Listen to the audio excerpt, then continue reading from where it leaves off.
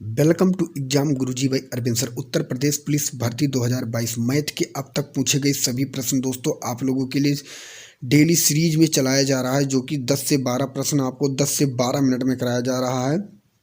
जल्द से जल्द महामैराथन मैथ का होने वाला है, जिसमें 150 प्रश्न होंगे और आपके लिए रामबाण होने वाले हैं। आप लोग बने रहिएगा दोस्त। और असिस्टेंट ऑपरेटर, हेड ऑपरेटर के लिए हार मत मानना है मेरे भाइयों। 2022 में वर्दी में आपको दिलाकर रहूँगा अगर आप तन मन से हमारे साथ जुड़े हैं। और अभी तक चैनल को दोस्तों, चैनल पर नए हैं तो चैनल को सब्सक्राइब नहीं किया तो चैनल को सब्सक्राइब कर लें। अगर वीडियो को अभी तक लाइक नहीं किया तो प्लीज़ वीडियो को लाइक कर दें। तो चलिए एक एक प्रश्न को अब देख लेते हैं। पहला प्रश्न आपके सामने, इसका उत्तर आपको देना है। एक वस्तु को 36 रुपये में बेचने से 20% की हानि होती है तो वस्तु का लागत मूल्य बताएं। दोस्त आपको पता है हर चीज़ वस्तु अपने आप में 100 होती है। अगर 20% की हानि हो गई अगर, तो वह बिकी कितने में? 80 में बिकी। लेकिन बिकी तो 80% में, लेकिन 80% के सामने बताया गया कितने में बिकी है? 36 रुपये में बिकी। प्रतिशत को हटाने के लिए नीचे क्या लिखते हैं? 100। आपको पता होना चाहिए 80 को काटेंगे 20 को, 20 80, 20 पंचे 100। अब 4 से 36 को काट देंगे, 4 9 36 और 9 का बराबर का तिरछक क्या होता है? गुणा होता है। 9 पचे क्या हुआ दोस्तों? 9 पचे 45। तो इसका लागत मूल्य कितना रुपया था? 45 रुपये, जो कि ऑप्शन नंबर किस में दिया गया? ऑप्शन नंबर 4 में दिया गया। इनमें से कोई नहीं। अगला प्रश्न आपके सामने, एक व्यक्ति ने एक घड़ी को 500 रुपये में खरीदी और 30% की हानि पर बेच दी। घड़ी का विक्रय मूल्य क्या है? दोस्तों 500 रुपये में खरीदा और 30% की हानि पर बेच दिया। तो हर चीज़ मैंने क्या बताया दोस्तों? 100 रुपये। अगर 30% की हानि पर बेचा तो बिकी कितने की? 70 की। और 500 रुपये में खरीदा है और 30% की हानि पर बेच दिया। तो दोस्तों 500 रुपये में खरीदा, बेचा कितने में? उसने 70% में बेचा। प्रतिशत को हटाने के लिए नीचे क्या करेंगे? 100। 0 से 0, 0 से 0, 7 को 500 गुणा करेंगे, कितना आया? उसने कितने में बेचा? 350 रुपये में बेचा, जो कि ऑप्शन नंबर 3 में दिया गया है।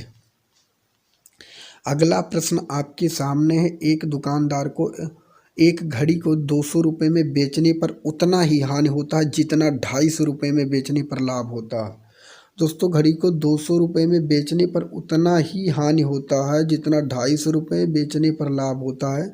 तो घड़ी का क्रय मूल्य क्या है?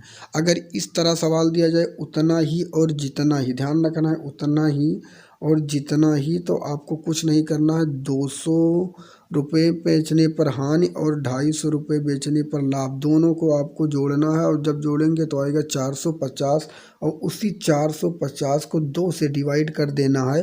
आपका करेक्ट आंसर आपके सामने होगा। जब इसे आप काटेंगे तो आएगा 225, जो कि ऑप्शन नंबर 2 में दिया गया है। दोस्तों कम समय में 10 से 15 सेकेंड में सवाल को सॉल्व करना है। कैसे करना है ये आपको देखना है और ध्यान से सवाल को सॉल्व करते रहना है, क्योंकि तभी आप कुछ कर पाएंगे बेहतर एग्जाम में।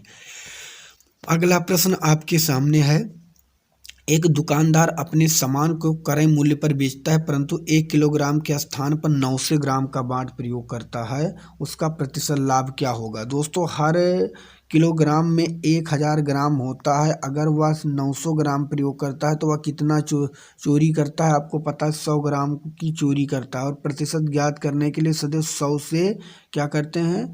गुणा करते हैं। और कितने ग्राम का बाट प्रयोग करता है? केवल 900 ग्राम का बाट प्रयोग करता है। तो 00 से आप 00 काट दीजिएगा, बटा 100/9। और 100/9 को जब आप भाग देंगे तो कितना आएगा दोस्तों?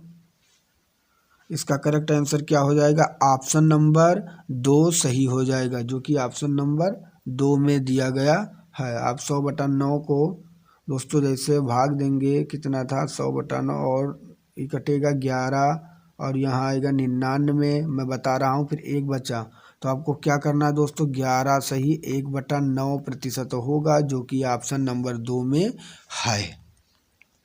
अगला प्रश्न आपके सामने है, 45 कलमों को बेचने पर 5 कलमों के विक्रय मूल्य, दोस्तों ध्यान से देखिएगा, विक्रय मूल्य के बराबर हानि होती है। जब हानि होती है तो उसका हानि प्रतिशत क्या है? दोस्तों 45 कलम उसने बेचा और 5 कलम की उसे हानि हो गई। अगर तो कहने का मतलब जो 5 कलम की हानि होती है उसे प्रतिशत ज्ञात करने, लेकिन नीचे क्या लिखेंगे? गुणा किससे करेंगे? सदैव प्रतिशत ज्ञात करने के लिए सदैव 100 से गुणा करेंगे। 45 कलम बेचने पर और 5 ये दोनों इसके पास कलम वास्तविकता में कितनी थी? 50 कलम थी। तो 5 से 50 को काटेंगे 10 बार, 10 से 100 को काटेंगे 10%, जो कि ऑप्शन नंबर 1 में दिया गया है, उसे 10% की हानि हुई।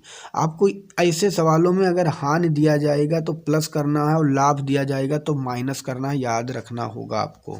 अगला प्रश्न आपके सामने मैंने इसी के कारण 2 प्रश्न लिए हैं। 56 वस्तुओं को बेचने पर 14 वस्तुओं के विक्रय मूल्य के बराबर लाभ होता है, तो लाभ प्रतिशत क्या होगा? मेरे भाई इस सवाल में मैंने क्या बताया कि 14 का आपको विक्रय मूल्य के बराबर लाभ होता है। प्रतिशत ज्ञात करने के लिए क्या करेंगे? 100 से गुणा करेंगे। हर चीज़ 56 होती है, मैंने बताया जब लाभ होगा तो माइनस कर देंगे, तो माइनस जब करेंगे तो आएगा 42। 42 नीचे होगा, 14 से 42 को काटेंगे 3 बार में जाएगा, बचा 100/3, और 100/3 को जब आप भाग देंगे तो आएगा 33, सही 1/3%, जो कि ऑप्शन नंबर 4 में दिया गया है। अगला प्रश्न आपके सामने है। एक रेलगाड़ी की लंबाई 100 मीटर है, वह 36 किलोमीटर घंटे की गति से जा रही है, तो रेल की लाइन के पास खड़े व्यक्ति से गुजरने में रेलगाड़ी कितना समय लेगी? दोस्तों आपको पता होना चाहिए कि 36 किलोमीटर घंटा जा रही है। अगर उसे सेकंड में ज्ञात करने के लिए हम क्या करेंगे? 5/18 से गुणा करेंगे, तो 18 को 36 से काटेंगे 2 बार में, 2 को 5 से गुणा करेंगे, 10 मीटर क्या जा रही है? सेकंड जा रही है। कहने का मतलब 1 सेकंड में वह 10 मीटर जा रही है, तो 100 मीटर जाने में उसे कितना समय लगेगा? 10 से आप काट देंगे तो कुल मिलाकर 10 सेकंड लगेगा, जो कि ऑप्शन नंबर 2 में दिया गया है। अगला प्रश्न आपके सामने। एक रेलगाड़ी अपने स्वयं की चाल से 7/11 चाल से चलकर किसी स्थान पर 22 घंटे में पहुंचती है। यदि रेलगाड़ी अपनी स्वयं की ही चाल से चले तो कितने समय में बचत हो जाएगी? सॉरी मित्र, अगर इस तरह सवाल दिया जाए तो क्या करना है? पहले वो क्या चलती है कि 7/11:7 में चलती है, लेकिन क्या हुआ?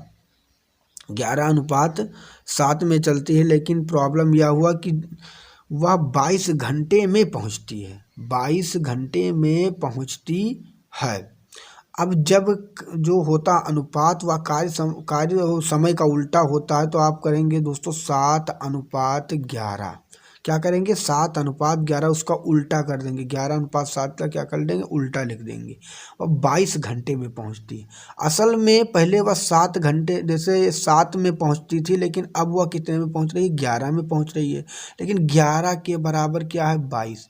जब आप इसे काटेंगे तो कितने बार में कटेगा? 2 बार में।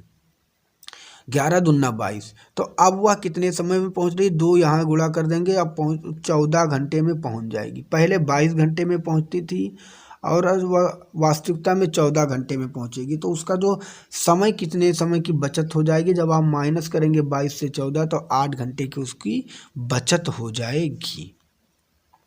अगला प्रश्न आपके सामने। 2 पाइप ए और बी एक टंकी को क्रमशः 24 और 30 मिनट में भर सकते हैं। दोनों एक साथ खोले जाते हैं, परंतु 8 मिनट के बाद पहली टंकी को बंद कर दिया जाता है। तो टंकी को पूरा भरने में दूसरा पाइप कितना समय लेगा? एक पाइप 24 मिनट में भरता है, दूसरा पाइप 30 मिनट में भरता है। जब आप इसका एलसीएम लेंगे तो होगा 120, और जब इसे काटेंगे तो 5 बार में जाएगा, इसे काटेंगे 4 बार में जाएगा। कहने का मतलब एक टंकी 1 घंटे में 5 लीटर भरता है और दूसरी टंकी 1 घंटे में 4 लीटर भरता है। तो दोनों टंकी एक साथ चलती हैं, तो दोनों टंकी जब एक साथ चलेंगी तो 9 लीटर भरेंगी। और दोस्तों मिनट दिया गया है तो इसे हम मिनट मानेंगे। 9 और 8 मिनट के बाद पहली टंकी बंद कर दिया जाता है। तो 9 मिनट तक ये दोनों टंकी लगातार चलती हैं। तो कितना हुआ? 9×8 = 72। कहने का मतलब 72 लीटर पानी भर गया, और कुल पानी कितना भरना था? 120। 120 भरना था, 72 भर गया, तो आप इसे माइनस कर देंगे। 72 8 80, और दोस्तों कितना बचा 48 लीटर और पानी भरना है और पहली टंकी क्या कर दिया गया, बंद कर दिया गया। अब केवल कौन सी टंकी चली है, दूसरी टंकी चल रही है जो 1 मिनट में 4 लीटर भरती है। बस आप 4 से भाग देंगे, 4 एक कम 4 और 4 दूनी 8। कहने का मतलब टंकी को पूरा भरने में दूसरा समय जो दूसरा पाइप लगाएगा और लगाएगा 12 मिनट, जो कि ऑप्शन नंबर 3 में दिया गया है।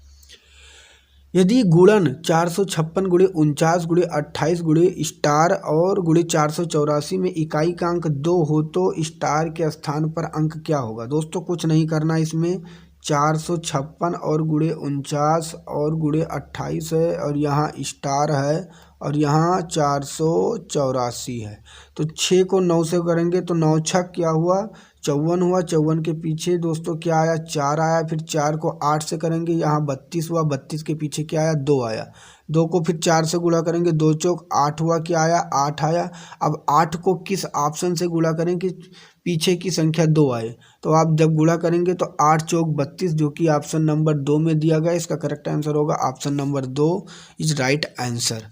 अगला प्रश्न आपके सामने, प्रथम 20 विषम संख्याओं का योगफल कितना होगा। कुछ नहीं करना है आपको, अगर जब विषम संख्या दे दिया जाए तो उसका फार्मूला ही होता है n स्क्वायर। तो जो 20 दिया गया है उसका आपको स्क्वायर करना है। आपका करेक्ट आंसर आपके सामने होगा, जो कि ऑप्शन नंबर 3 में दिया गया 400। अगर आप यह क्लास आपको पसंद आई हो दोस्तों तो आप ज़रूर कमेंट में बताना आपको यह क्लास कैसी लगी, और जल्द से जल्द मैं आपको बता दूंगा कम्युनिटी और अपने टेलीग्राम पर डालकर आपके लिए 150 प्रश्न मैथ के आ रहे हैं, जो आपके लिए रामबाण साबित होने वाले हैं। उस क्लास को आप लेना ना भूलिएगा। किस दिन आएगा, कब आएगा, इसके बारे में हम जल्द बताएंगे। तो मिलेंगे एक दूसरे नेक्स्ट वीडियो में, तब तक के लिए आप लोग पढ़ते रहिए, मुस्कुराते रहिए। धन्यवाद। जय हिंद, जय भारत, वंदे मातरम।